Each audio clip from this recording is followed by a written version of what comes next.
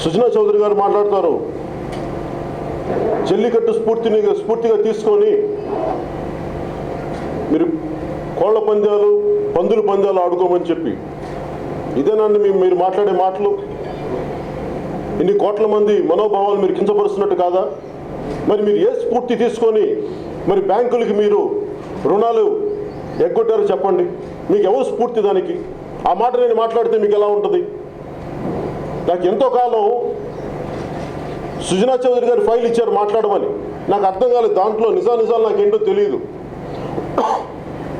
నేను చెప్పాను వారికి, నాకు ఇచ్చిన వాళ్ళకి, నాకు ఆయన తెలుసు, కానీ నేను మాట్లాడడానికి నాకు ఇబ్బంది లేదు. కానీ దీంట్లో నిజాలు ఎంత ఉన్నాయో, మీరు నన్ను ఎవరినో వాడుకుంటున్నారా నాకు ఇవన్నీ తెలియదు. మీరు కన్సర్న్, నేనేమన్నా జ్యుడిషియల్, నేనేమన్నా వేరే కూర్చోబెట్టి నేను ఎక్స్ట్రా కాన్స్టిట్యూషనల్ అథారిటీ కాదు మాట్లాడడానికి.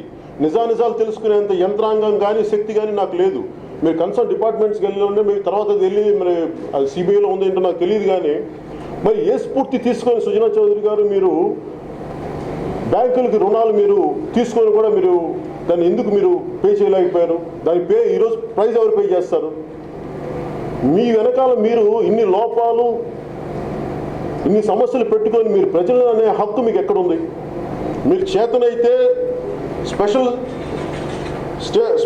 స్టేటస్ కోసం మీరు పోరాటం చేయండి, అంతేగాని చేసేవారిని దయచేసి కించపరచకండి, వెనక్కి లాక్కండి.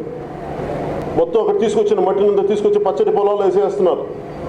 అలా ఎన్నో అవకతవకలు ఉన్నాయి పోలవరంలో అని చెప్పి రకరకాలుగా నాకు మాటలు వస్తూ ఉన్నాయి. నిజంగా మీకు Lee Kuan Yew, ex Singapore premier మీకు ఆదర్శం అయితే